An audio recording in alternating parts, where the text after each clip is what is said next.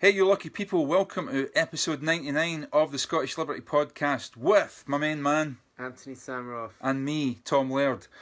Today on the show, we're going to be discussing what the fuck gives with YouTube, Google, and even Facebook and Twitter and all that shit. Most of us will be on one of those formats or even all of them. And the question today is, how long should we put up with this shit from Google? You're asking me? Yeah. How long should we put up with people being banned, suspended, ditched, demonetized? In fact, the demonetization's been going on for a long time. Hi, Lucy. And the writing's been on the wall. Because people are saying, oh, the writing's on the wall. Bullshit. The writing's been on the wall for at least 5 years. 5 at least. And people were starting to get demonetized about 3 years ago. That's true. And there's a lot of big players out there. There's a lot of behemoths. Stefan Molyneux. Us, obviously. Yeah, we're huge. Yeah, massive. Well, we're huge. We're big in Europe, as bands used to like to say. We may be big in Japan, but we haven't heard yet. Will Porter, thanks for tuning in. Will Porter of Foreign Policy Focus and the Libertarian Institute fame. Excellent. Thank you. So we're discussing what are we actually going to, what the fuck are we going to do about it? Are we just going to sit around bitching and moaning and a mumbling and a groaning and sending emails? Stefan Molyneux asked us all to send a massive email to Google. I don't think that's going to do jack shit. And I think it's time that we decamped to somewhere else. And I'm seriously considering... Speak for yourself. Okay. That sort of caught me off guard there. I'm going to be honest, I'm not coming off Facebook or YouTube anytime soon. Okay. Well, I have personally came off of YouTube. I just closed my Google Plus account today. No one will miss you. Fine. That's all good. Just teasing. And that's the end of that. And I had a few followers on there. I had, and I was a member of a few groups, Libertarian Google Plus group had about 70,000 people on it. That's a shame. Yep. But I'm done with that shit. I'm not putting up with it anymore. I'm mad as hell, and I'm not going to take it anymore. So I'm gone from that. I opened up a new email address, which I'm going to start using. So I've started using it already, and I'm slowly going to wind down my Gmail account and finally close it. So Antony, tell us why you're not going to strike back. Yeah, well, I guess it's just because at the moment it's handy. Facebook, I use. Well, this is the problem. Yeah. Why are you going to end slavery? Well, do you know what? It's kind of handy. I'm not really sure. Who's gonna pick my cotton? If I don't, and everybody else is doing it.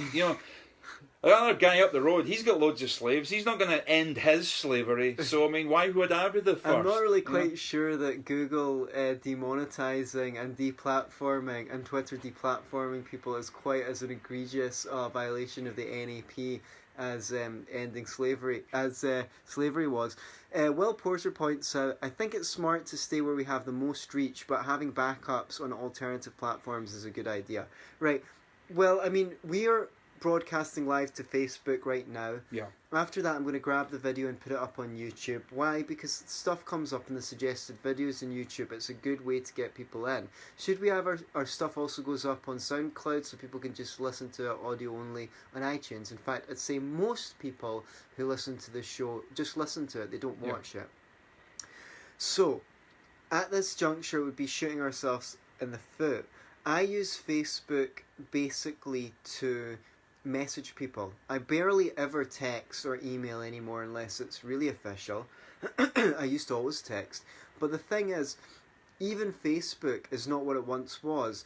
I remember when I first got Facebook, I used to love going on the train or the bus and checking my newsfeed. Oh, so-and-so's passed their driving test. And then when I see them, I go, hey, congratulations on passing your driving test. And they're like, oh, yeah, they felt good. So it helped me to know what my people were doing. Facebook, your people. My people. No, I don't mean the Jews. Fuck off. Right? No, I don't. Let your people go, Antony. No, I don't get. No, I don't get that from Facebook anymore. I just get a bunch of crap, quite frankly. One of the things that really annoys me about Facebook is you go through your feed, especially on your phone, and almost all of it's videos. Hi guys. I'm like, do you know what? If I wanted to watch videos, I'd be on YouTube, not Facebook. So I hate that. I want to know what people are up to. I want to know who's got engaged, who's passed the driving test, what people are up to. Why do you want to know that? So that I can be a good friend, I guess.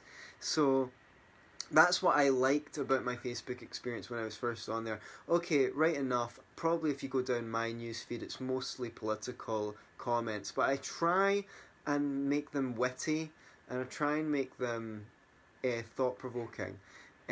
Witty or shitty? Both. Well.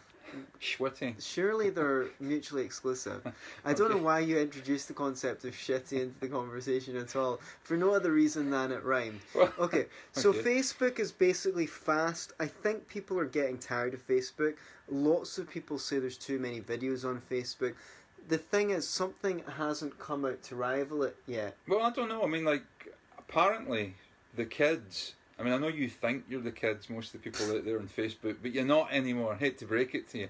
The kids, the teenagers, like, 13, 14, 15, apparently they're not using it anymore. Guess why? Mum and Dad use Facebook. Why the fuck would you want to do something your parents do? Right. And it's just a way your parents checking up on you as well. Instagram's big at the moment, but they're owned by Facebook. Michael Arthur Brusoff from California says, competition solves these kinds of problems. There is a need for competing platforms.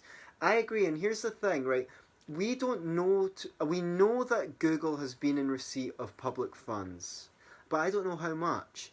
What preferential treatments did they get? How much did they spend lobbying? People say that they're private platforms and they can choose to chuck people off if they want.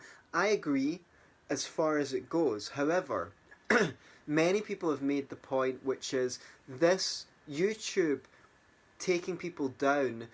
The whole point of YouTube was, in the first place, we don't monitor content. It's not our content, so it's democratic. Yeah, right? They don't have an editorial. Yeah, as soon as they fulfill the role of chucking people out, you can say they've got an editorial policy. Therefore, they become responsible. And as Jordan Peterson pointed out to Stephen Crowder, who was sounding like an idiot, it's likely to come back and bite them in the ass. Stefan Molyneux said it's not really, it doesn't think that they have the right to do it, actually. I'm not sure if you can make that argument. They've got the right to do it. It's a bad idea for them, and it's a bad idea for democracy, if you believe in democracy. It's a bad idea for the marketplace of ideas. Alex Jones was taken down. Paul Joseph Watson's been restricted. Right. Or whatever. Yeah, they're definitely going after... it seems to be exclusively... Scott Horton. Yeah, Scott Horton. Kyle, nice to see you, Kyle. Yeah. Kyle Anzalone of Foreign Policy Focus. I seem to be shouting out that show regularly. So, but it is it is a great show if you want to know what's going on in foreign policy world. So here's the thing. Much of the way that Google, I believe, and YouTube and all that are behaving is under pressure from government. Now, there's a lot of people out there saying, Google, right, here's the thing. Who's going to enforce it? Right? Who's going to turn around to Google and YouTube and say, you have to, right? You're a utility, you're a public utility, you have to subscribe to this code of conduct. If your answer is government, fuck off, right? That's the fucking thin end of the wedge. Eventually what happens is government will assume control. And then... good luck with that. If you think it's bad at the moment getting at least you're just getting demonetized and deplatformed. When government takes control of it, they'll throw your ass in the fucking jail. And they're doing it already. So government has to stay the fuck away. So the best way to deal with it, it's great sitting around, and I hear what you're all saying, that's a really good platform and there's nothing better at the moment. If we stick with it it's only going to stay what it is, and the other platforms aren't going to grow because they're not going to get the revenue and the ad revenue. The thing is, essentially, people want on league tables. If you're a big player like Stefan Molyneux or something like that, he benefits from YouTube because his videos come up in the suggested videos. For someone like us, no one's going to discover us on Minds or one of the other platforms. How do This you is why know? we need to be on YouTube at the moment. But I don't really know. I mean, it's been. if Stefan it's actually Molyneux, been hard enough for us to grow the show. I'm not sure. I know, but I'm not sure if our show has grown in terms of hits since my first appearance on Tom Woods. Quite frankly, okay. and way more. Talking of Tom Woods, way more people know about us, and yet I don't think that the listening numbers have gone up. Speaking of Tom Woods, nothing. we may have something special for y'all on our 100th episode. Which is next week. Yeah. It's not confirmed, but well, otherwise we'll have to send him to room 101. But anyway, these guys. Right. Let's assume for a moment that Tom Woods, for example, just went, right, fuck YouTube, I'm out here, I'm going to whatever, right? Fuck commies or us. Wouldn't his entire fan base just go, okay, we'll go? Are you saying they can't be bothered? But most people listen to him on iTunes. I'd say probably maybe 10% at most. But are you saying that massive audience that he YouTube. does have on YouTube would just stay put? They wouldn't actually follow him over to wherever he went? They would follow him, but the thing is, people discovered him through YouTube. I discovered him through YouTube. Yeah, we get that, but that's not a fucking reason to stay with it, though. Just because that's where you were discovered. Well, I mean, I'm just looking. They discovered Britney Spears on the Mickey Mouse show, for fuck's sake. Do that mean she should have stayed there all fucking life? Good disanalogy, but still pretty funny. Someone needs to create at least a meta search engine that will actually plug into all of the video sites and search them all instead of just YouTube. That would have a chance of subverting the system.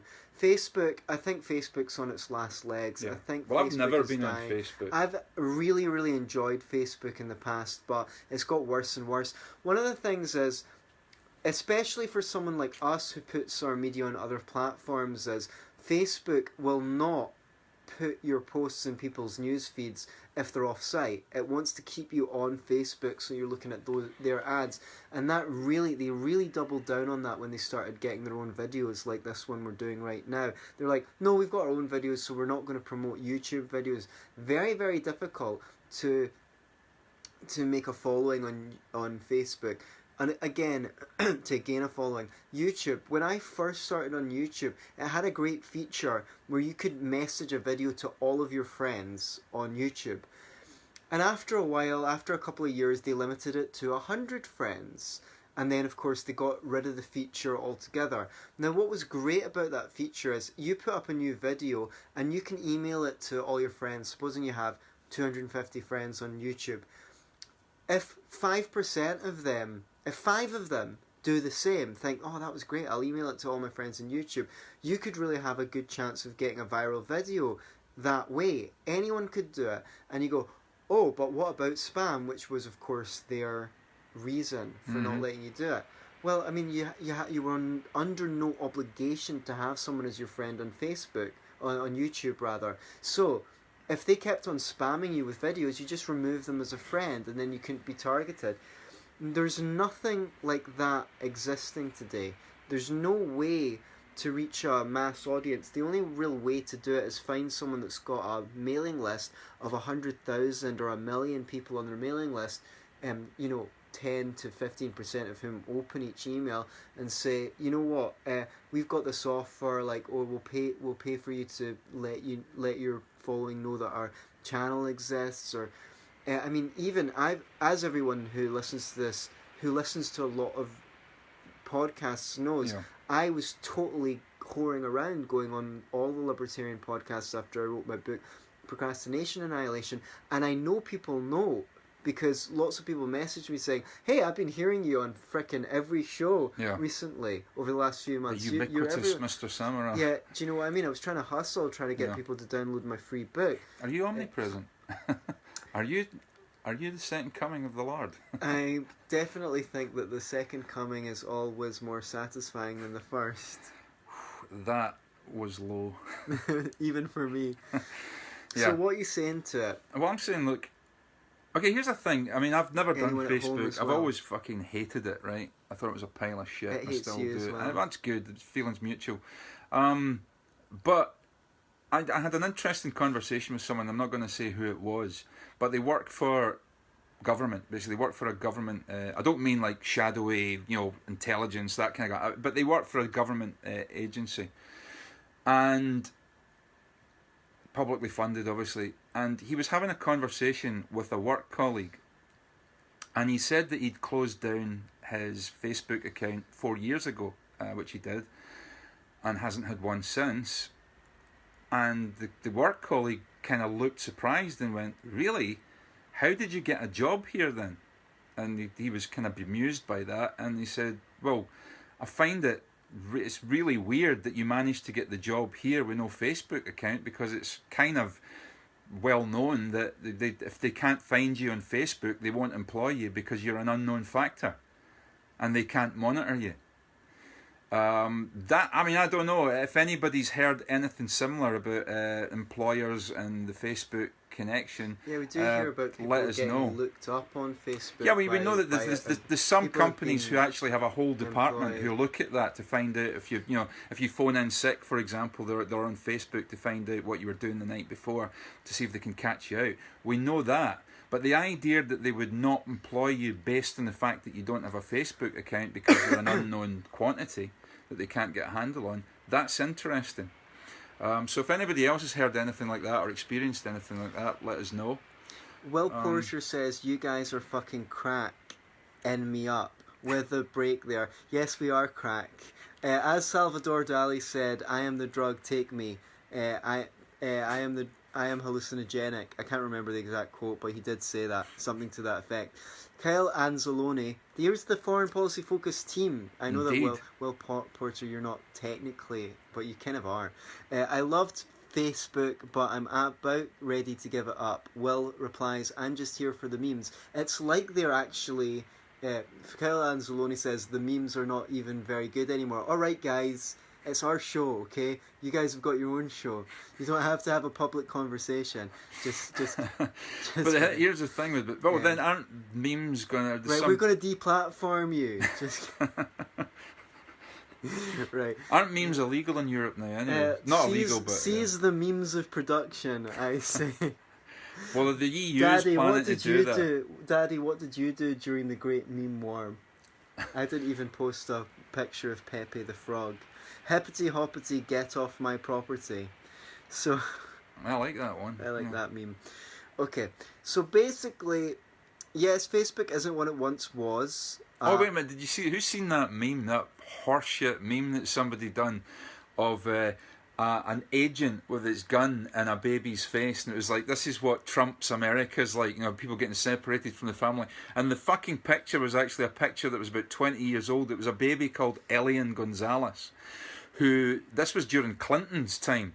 And it was a case of this baby had floated to America from Cuba on a piece of raft that had got wrecked at sea, and some of his family had died getting him there. But basically the baby had been separated from its father and taken to America, and I think the Supreme Court ruled quite rightly at the time that it was an inalienable right for the father to have the child back in Cuba. Despite the fact that it had this life-threatening journey, terrible journey to get to America, and they forcibly removed the child from its extended family in Miami and took it and returned it to Cuba. Well, I don't know. It's an inalienable right. The father wanted the kid back. Okay. So that why didn't you bring the father to Cuba to America? Well, he couldn't leave Cuba, obviously. At the time. So that they used that picture. These left-wing fuckwits used that picture and said, "This is what it's like in Trump's America." No, wrong. That was Clinton with Elian Gonzalez. So how much they love Clinton, the least worst president. Many people think for a long time. Okay, Clinton the murderer. Allegedly. Did he? Well, he was a murderer. He bombed a factory in Serbs. Sudan. Yeah. And he killed Serbs in Kosovo. Yeah. So here's a thing that I meant to add, really, which is around the time Alex Jones got banned a previous guest of this show, Darren Loki McGarvey, Loki the Scottish rapper. He's thought it was a good thing because of the victims of Sandy Hook, which apparently Alex Jones hurt the feelings of the family with his conspiracy theories. Well, I think a lot of the shit they said he said about Sandy Hook, I don't even know if he said it. Okay. Yeah. That could be also true. Now, that also, it was years ago. Yeah. And it's like, I was like, you're next. If you say like one more time, I'm going to fucking knock you out. I posited, Okay. you're next for the gulag, Loki. And he said, isn't this just... Don't you believe the market knows best? Isn't this just the market correcting for yada yada yada and exercising the right? First of all, I know I'm not the first person to make this point, but first of all, just because they're a private company and I agree they've got the right to do it, doesn't mean that I need to endorse them doing it. Yeah. Right? But secondly, it's like... Yeah, I mean, you know the whole... It's the creeping... Jesus. It's the creeping... Yeah, my brain's gone flat. It's the creeping tiptoe of totalitarianism. And, I mean, okay, he's talking about... He's got a book called Poverty Safari. I've not read it yet. Callum Strange is watching, sorry. Not seen you for a while, Yeah, Callum. not heard. Where the hell have you been, Callum I've not Strange? seen you at a single meetup. Yeah. What's wrong? Reported. Okay. Reported. Okay. Thanks for the distraction. I was doing so badly already and you had to make it worse, you fuckwit. Well, so the guy just turns up out of the blue. enjoying. Callum Strange, we thought he'd been He's probably fucking already kidnapped gone. by He aliens probably or did it by something. mistake. He probably doesn't care. Oh, he's been studying. Holy You've been shit. studying. Right, okay, Mr. What What have you done? What, the entire library of Alexandria? You've been... What? Holy shit, dude. What are you studying? Got book learning. Yeah, you and that there book learning. Nice one, Shakespeare. So, okay, no. Will Porter says he will shut up. No, please continue with the comments. Yeah. Okay. It's me. It's who nice wants to have shut a up. live audience. Do you know what I mean? It's nice to have some decent engagement for a change. You fuckwits that only ever listen. By the way, on just in case we run out of just in case we run out of steam on this one, which we probably will. I mean, we're going to do quite a short show today. But if you've got anything that you want us to actually talk about in today's show, because we haven't really prepared for this one, does it show? Yeah, let us know if you've got something that's burning your toast. Oh yeah, this is another thing that I want to bring up. It's only tangentially related. Tangentially. He was like, don't you believe that the market knows best? I have never, ever said the market knows best. Do you know why? Because I don't believe that there's a fucking such a thing as a market that knows anything. There are only individuals. Individuals either interact voluntarily or they use coercion. What we call the market is just the sum total of voluntary interactions, voluntary exchanges of goods and services. The market doesn't know anything. The thing about the market is it's the least worst alternative. And why is it the least worst? Like, the market, like, sometimes people buy stupid shit that they shouldn't. They waste money on food that's unhealthy and they get fat or they get diseases or whatever, right? Do I think the market knows best? Maybe not. Like, maybe... But the thing is, it has the self-correcting mechanism of trial and error. And also the great thing about the market is, if I have an idea, it needs to be tested. I need to sell it to a few people, and if they like it, they spread the word about it, or they buy it more often, and it gets tested. The alternative is some central planner makes a dictate, and they have to best guess what it's going to be, and it might affect millions of people. I've talked about this before in my presentation, Why Markets Work, Public versus Private. If you haven't seen it before, I definitely recommend it. I think I did a decent job. But yeah, this idea, like, I really hate when people say these satirical things like, the market knows best, or you're a market fundamentalist. It's like, what does that mean? I've got principles. You know, I don't believe that anyone should initiate the use of force. Or, you're God, the free market. Well, you know what? I hate to break it to you. The only thing that God has in common with the free market is they're both figments of your fucking imagination, right? Controversial. Controversial. Yeah. There's no such fucking thing as the market. What? Like it's just a social construct, man. Right? It's a concept. The only gods. Is it an abstract concept? The only religion in politics is democracy. It's the only thing that's ubiquitously accepted without any critical examination. It ain't the free market. It's democracy. By the way, did Callum Strange just say that he had a fully funded course or something, fully funded at Edinburgh University of Edinburgh? Fully did. Funded by whom exactly? Fully funded. You looter. You looter. Callum Strange, you looter. Haven't you read your Ayn Rand? Putting a gun to people's head for your education. Will Porter says, like Dali, I am the market. Or was that Meerkat? Callum says, the forest and the trees. Lucy Stewart says, did you hear about MasterCard something? Now the comment is gone. Something about MasterCard. Like, how do I actually get the previous comments? Oh, here we go. I don't That's know. Lovely. That was a rhetorical question. MasterCard forced Patreon to delete an account. So basically, a couple of people got demonetized from Patreon a few times. Now, we don't use Patreon because in the UK, we have VAT, value added tax, and they were wanting to take 20-25% of all donations for the government.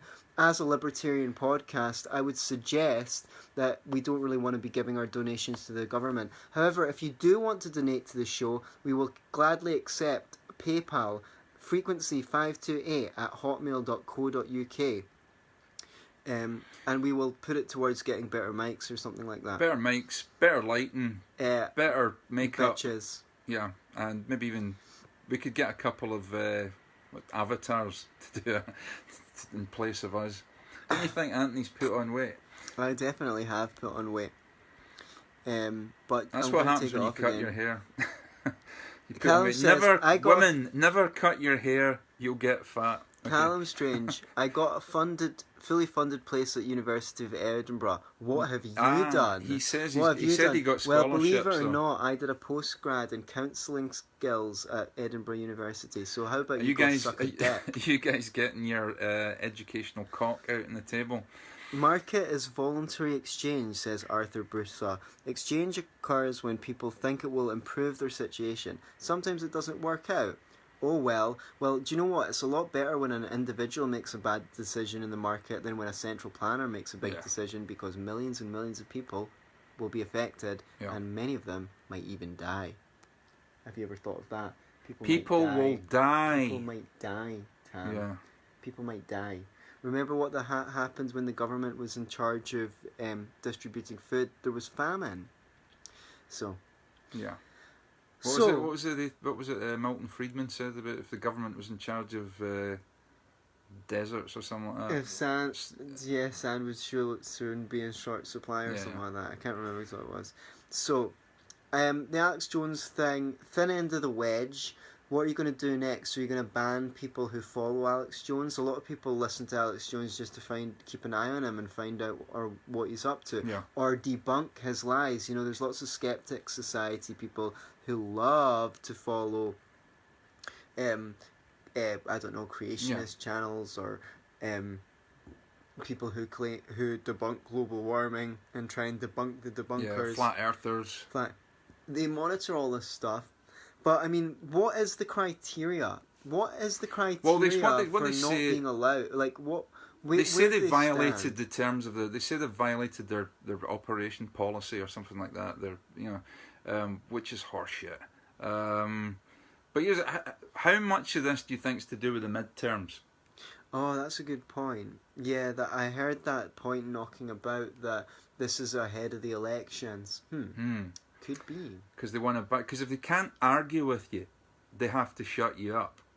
And as we know, the left don't actually have any rational arguments against most of what libertarians have to say. Well, at least, put it this way, the libertarians have debunked pretty much every left-wing argument going, because Well, let's face it, the right, the so-called right, aren't turning up to the fight, are they?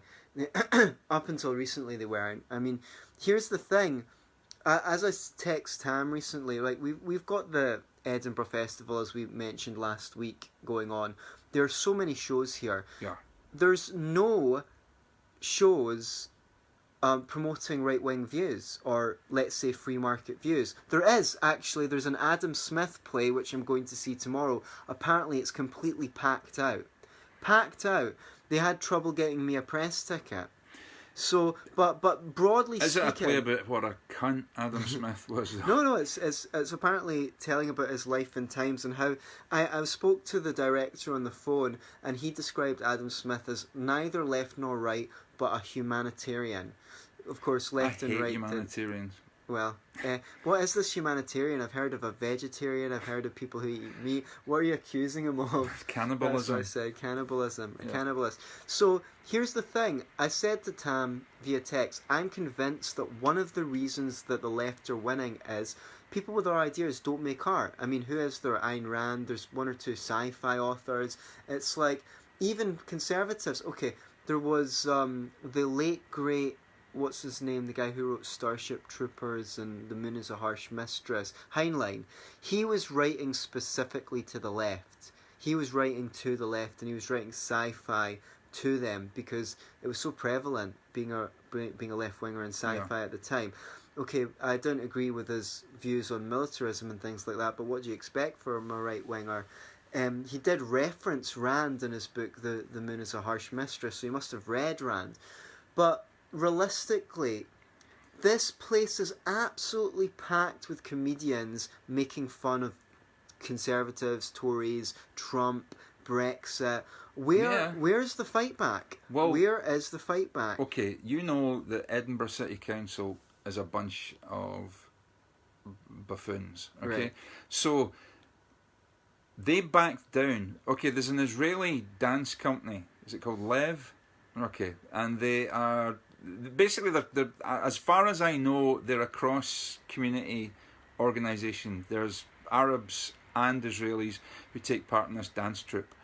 Now, just because it's received funding from the Israeli government, in fact, I don't even think it's because of that. I think it's just because it's Israeli. But they say it's because it's received funding from the Israeli government, and in their words, the apartheid Israeli government, it shouldn't get a platform. And they protested this dance company in Edinburgh last year, and they successfully got them shut down.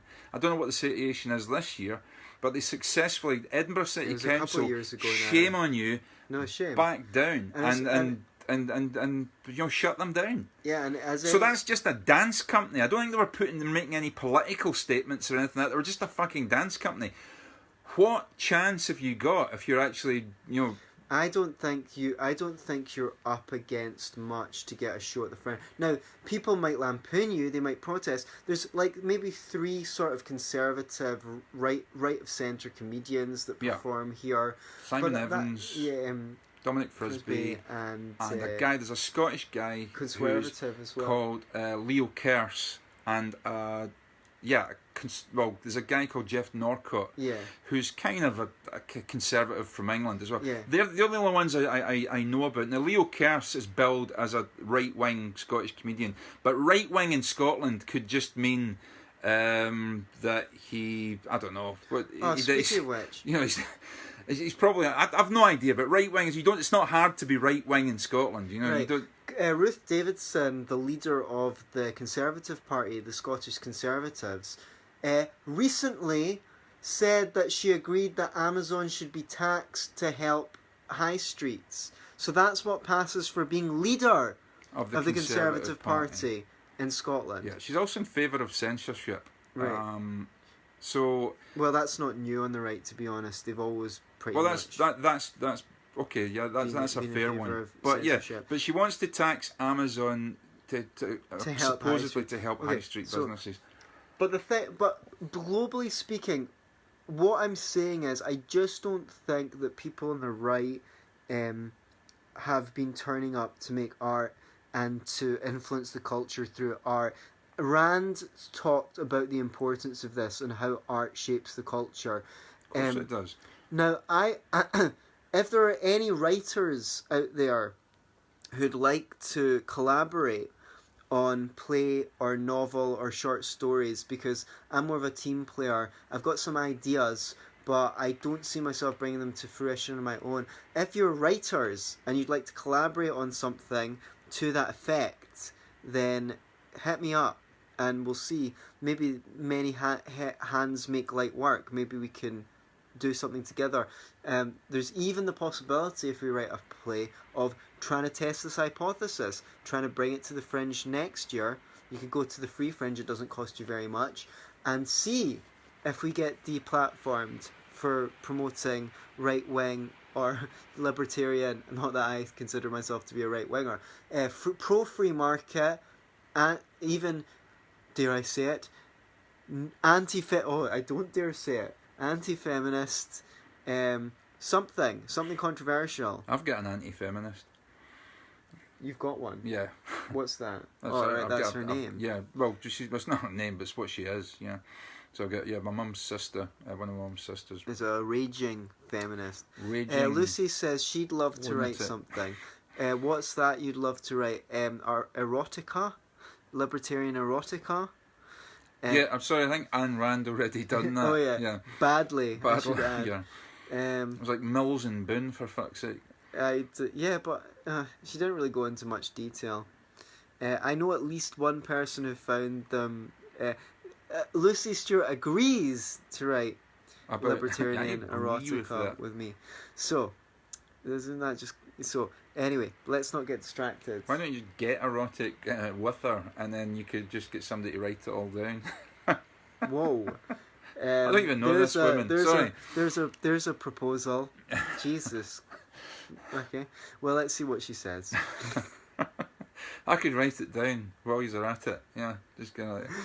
I don't know why I'd be doing that. Lucy Stewart says in caps, LMFAO. I don't know if she's laughing at the prospect of getting erotic with me, Getting erotic at you. Getting erotic with me, or she's laughing at the Oh my God! Don't be so ridiculous. I could never do that.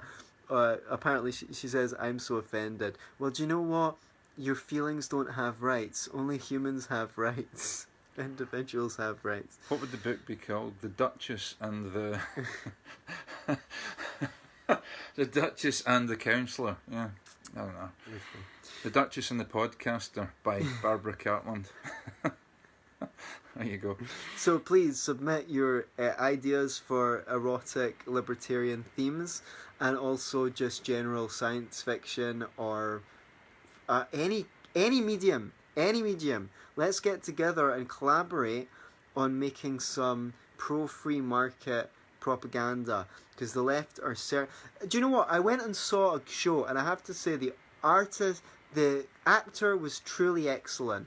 It was called... That's part of the problem. Yeah, it was called the Laird's Big Brexit. Brexit being Scottish for Brexit, and the idea was you had a lord, or no, basically an aristocrat, talking to a private party about his plans for a new conservative Scotland. Not only did he want to exit from the European Union, but he wanted to get rid of the Scottish Parliament and put Scotland back under the rule of the English, and basically what his whole act was, I'm a posh elitist, right? No dealing with any person who's from Brexit's... Was this guy modelled on Ewan McHardy? It was pretty good. I would say it was well written, but what I hate about that kind of art is laughing is not an argument. Satirising your enemy is not an argument. And it's so prevalent. Like, you just laugh at them. Comedy is the greatest vector for mind control, because you don't even realise you're being programmed by it. They just you laugh at someone else as you sink back into the norm, as you sink back into the average opinion. Lucy says, I'm going to have fun thinking about this, ha ha ha. I don't know if she means the writing the play or the erotica. So anyway, this is one of the things. Be careful about comedy, because comedy is like the number one vector that's used to make certain opinions mainstream and certain opinions off the table. Yeah. And I did write a review of the show, and I chinned the writer for it, and I challenged him at the end to write something that's more considered, as in, go out and interview people who have views that you disagree with and represent them on stage as they would like to be represented. How about that for an idea? And I'll see if I can hear anything back from him. So, Will Porter says, laughing your way right into the gulag. Well, we've certainly been using some mind control on you guys at home with the humour in this show. So I guess I just despair of that kind of art, because even though it's good, as you say, that's exactly the problem with it. The problem with it is it's well written. The problem with it is it's well acted, and that is seductive. But isn't there a problem here in the sense that, as you have pointed out in the past, don't people on the right tend to be... people on the left tend to be artistic, creative types. That's the problem we have. That's right. one of the problems we have. They tend to be, whereas people who are successful on the right might be in business, they might even be in the public sector. But it did make me think, the Brexit thing, because there is a certain class of aristocrat in this country, not so much in America, because America, most of the rich people earned their money, or their parents earned their money, whereas here we do have an aristocracy, we have peerage and things like that. And there is a certain class of people here who are quite happy for themselves as rich people to draw income from the state, whether it's farming subsidies, or it's just the fact that their land wasn't actually even earned by their family. It was more like given to them by the king or something at some point, and it was gained by conquest. Okay, right. But what I mean is, there's a certain, like, they have a view. They live up to the Scottish stereotype of a Tory, which is, oh, I've never worked in my life because Daddy's rich, but I'm an intellectual, so all that stuff's below me. However, poor people on welfare, they're scroungers, and quite frankly, they should just be conscripted into the army to keep their hands busy. Well, that's a stereotype of the Scottish, but how accurate is it? No, I don't think it's accurate at all. It's not of the Scottish Tory, but I think there's a degree of truth in it when it comes to the actual aristocratic type that. Well, if it's a half-truth or even a part-truths are usually more dangerous than outright lies. Right. You know? Yeah, I know. And I don't really know, I'm not really proposing a solution to this or anything like that, but we'll just mean to say there is a lot more, say, rich people who didn't earn their riches here than, say, in the United States or Canada, where they particularly the United States, where the idea of the self-made man is, like, in the culture. Yeah. I mean, who do we have art-wise in the UK that you could even remotely describe as conservative? Julian Fellows, that's about it. I don't know. You don't know who Julian Fellows is? No. Julian Fellows wrote Downton Abbey. Well, look, Kyle Anzalone says there was humour in this show. Yeah, quite right. It was terrible. Michael Arthur Bruce says, left-wing are collectivists, and that encourages their outrage, outreach, overreach. People that believe in the individual have trouble seeing how other people will value being an outgoing person. Well, I just add that people on the right are largely collectivists as well, just in different ways. We are the vanguard. We are the small percentage that are actually individualists. Yeah. Most people think you have a certain duty to your tribe just because they're your tribe. They don't think you can choose your own tribe. But this is a point we get when we're individualists. People say, well, people are naturally collectivistic. People naturally group, and if it's not by race, then it's by, say, objectivism is just a substitute for, I'm fine with that. The whole point of being an individualist is not that you reject that humans are social creatures. You say that you can choose your own tribe based on the characteristics of individuals rather than their unchosen characteristics, be it their, race, religion, gender or whatever. However, you can choose your own tribe. I think as libertarians we have to be careful that we don't make the same mistake the left did, the socialists did, which is to underestimate the power of that shit, the power of the nation state, right? The power of people's adherence to tribal loyalties, because it is very ingrained and extremely powerful, and if you don't negotiate it properly, you make the same mistake the socialists did, which is totally, they lost their grip on the working classes because they underestimated that power. So, yeah. Yes. I don't know where I was going with that. But well, I agree with you. I agree with that. You can't, just because you have an individualist bent, or you've come to the individualist conclusion, doesn't mean that you have to ignore, or at least you certainly shouldn't ignore or be blind to the fact that most people are collectivists. That's just where we're at the moment. Now, it would be really nice if all our individualists could go one place and have our own country, but then why don't we do that? But then they could just bomb that country, and then that would be libertarianism fucked forever. Right. Okay. Like, you mean the leader of Hezbollah said he wants all the Jews to move to Israel so he doesn't have to go around the world killing them one by one. I could believe that he said that. Yeah. So. Yeah, so maybe the leftists want us all to move to New Hampshire so they can just bomb us and kill us all. Who knows? But I would think it's worth thinking about, creating a. If you want to deplatform us, then you just need to go through the archives and find the show where I said that black slaves in America had a better standard of living than serfs in Russia did at the time, or than they would have had if they'd been taken by Arab slavers, which by the way is true, but someone will come along and say it's racist. Or you could maybe find the show where he said that some people are homeless. Sorry, some people are poor because they're just cunts. I stick by my comments. And in another show, he said that some people are homeless. Some people deserve to be homeless. What he said was, "Don't tell me that no one deserves to be homeless because I fucking disagree." Yeah. I believe. Yeah, well, it's true. I mean, there's no end to people who. I mean, sure, like a fuck, right? I'll say it again. If somebody beats their wife, abuses their children, sexually, and surely the least thing that person deserves is to be sitting in the street with a cup in their hand in the rain, pissing down their back. Surely that's the least. I mean, if somebody was a multiple rapist, for example, and at the end, when he was found guilty, the judge says, "I sentence you to be homeless for 3 years," people would be outraged. They'd go, "What? That's it? That is it? He's just fucking homeless. You're not going to put him in fucking jail." People would be fucking outraged. So when people say nobody deserves to be homeless, you talk shit.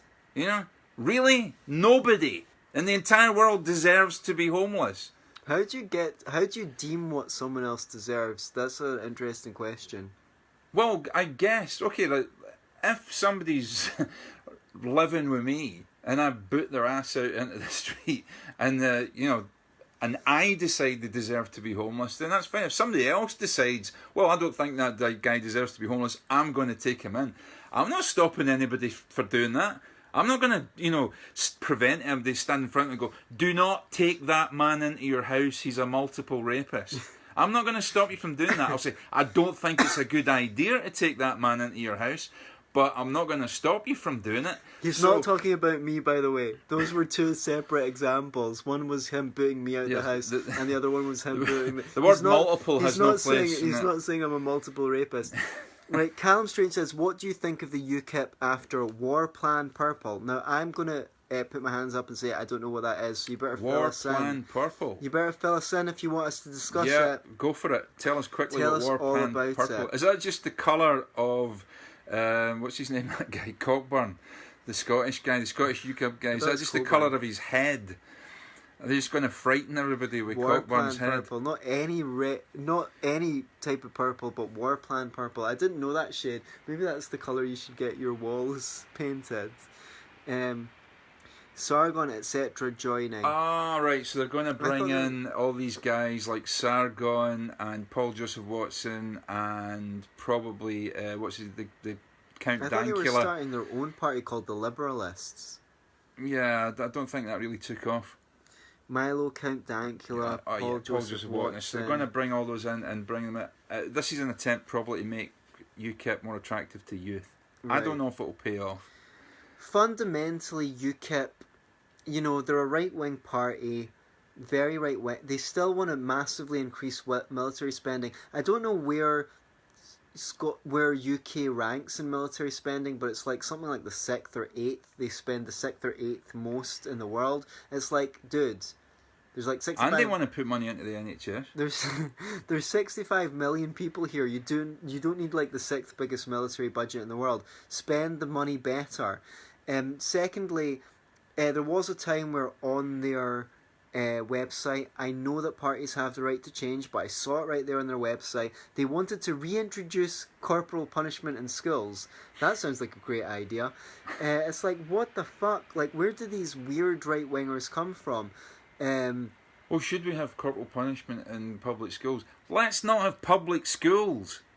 Yeah. Then you can have your own private school, and you can have corporal punishment kids, if you want. If you want to send your you kid bum. to a school where your kid needs to be smacked in order to behave. What kind of fucking school are you sending your kid to when it needs to be smacked in order to want to learn or behave? Yeah, maybe the teacher should be doing a better job. I mean, most people actually fucking love learning, right? Yeah. I don't get to put on a play and then go, oh, the audience were falling asleep, they're bad people, like we should smack them. It's like, dude, Yeah. It's your job as a teacher to make the fucking kids interested in what you're teaching, you authoritarian cunt. And if they're not interested, I agree with you should have the right to say, I don't want to teach that kid, get it out of my class, end Out of. of my class. Unfortunately, it has a right to an education, you know. There's interesting, I thoroughly recommend the book Summerhill, where they had a school where kids did not have to go to were not obliged to go to any classes. And It's a bit like a Steiner School type idea. It's slightly different. There is some crossover. Okay. Some people don't like the Steiner schools because they don't teach technique. Like, say if they teach art, they don't actually teach people how to draw properly. It's like, oh, anything goes. And some people don't like that. Okay. Summerhill School, they did teach them properly, but the thing is, if the kid doesn't want to go to class, no one forces them to, but if they are holding the class back, the other kids can vote to chuck them out of the class until they catch up. Now, in the whole, when the book was written on it, the headmaster said, in the whole history of the school up to that point, only one child had never gone to any classes, and they still learned. They've learned by doing other stuff. But he said the more authoritarian their background, the more authoritarian their parents or the schools that they'd been to before, the longer they didn't go to classes before they started going to classes. But eventually pretty much all the kids went to classes because they found that there was at least some things that they were really interested in learning. Yeah. And they didn't do exams until they needed it to get into uni. Then they'd start buckling down and learn all the stuff for the exams because they saw the value of it to them. I think one of the problems is basically that the work you do in school is meaningless. Like, if you make a fucking table, someone can use that table. Yeah. But when you're just filling out these worksheets, you know it's not useful to anyone. You're not helping, you're not being productive. Yeah. It's not an interesting way to learn. Yeah. Callum Strange says, no party is perfect. Are they not the most libertarian of the parties? A pragmatic vote. I think you'll find that the Scottish Libertarian Party, or even the Libertarian Party UK. This is the myth of the wasted vote. This is what keeps mainstream parties in power forever and ever and ever. Oh, you're wasting your vote. Well, guess what? See if you vote for anybody who didn't win, you've wasted your vote. Even if you voted for the person that won, you wasted your vote because they would have won even if you hadn't turned up.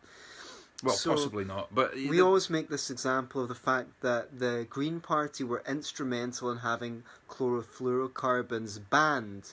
Not because they got anyone into office, but because they were stealing votes away from what was called the Liberal Party at the time. And so the other parties started stealing their policies. Hey, we've got a fucking bunch We've of got a whole bunch of policies. policies. We'd love them to be stolen. Yeah. Steal them. Yeah. Please steal them. Yeah. I would love either UKIP or the Conservative Party or any party, the Scottish National Party, to just lock, stock and barrel, take all our policies and use them and I put might them even into... join. Yeah, I might even join and put them into practice. However, I don't think there's any danger of that any day soon. So, no, I don't think... Is there any danger of Scottish Liberty Podcast getting deplatformed? There's every danger, you know. I don't think we're big enough to be an annoyance. I don't think we're not on the radar, so to speak. But I guess it only takes somebody to complain. It would be good for us to get involved in a controversy, so we could get big, sure like Milo or Count Dankula. Like if only someone. The thing is, if Milo or Dankula or whoever get involved in a controversy and they go to jail, they've got plenty of people who'll pay to bail them out and pay for lawyers. Will pay us, we don't. Okay. I don't know if I want to put it to the What I test. suggest is someone goes through the entire YouTube archive of our shows and takes all the excerpts of Tam. The most offensive best. The best. But also every time that Tam has made an anti-Semitic joke at my expense, which must be numbering in the dozens by now. Like just make a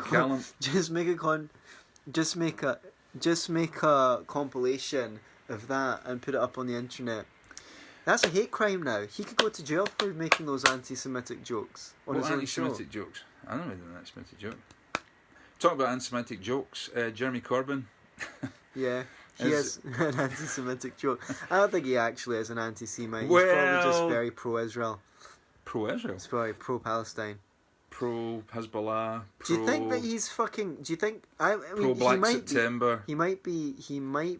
I don't think it helps his case when he denied going to the graveside of Black September terrorists who were involved in. Why did you lie? Involved in the murder of Israeli athletes at Munich. I don't think it helped that he honoured them by going to their graveside, and then years later, when he was asked about it, lying about it. And apparently the Daily Mail, of all papers, done a thoroughly good investigation in this and found that he did indeed go to the graveside of these Palestinian terrorists. Yeah, but Boris said that Burqa. Oh, that's right. Boris Boris's Burqa bollocks. His name's not even Boris, it's Alexander. Why does everyone call him Boris then? Because he calls himself Boris.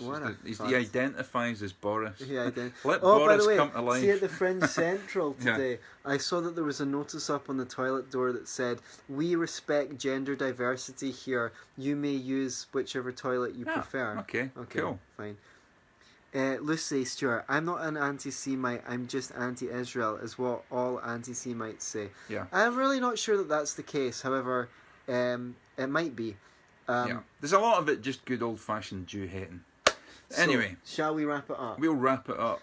Be libertarians. I'm not going to say the rest of it. Just don't be a dick. Because Tam hates it.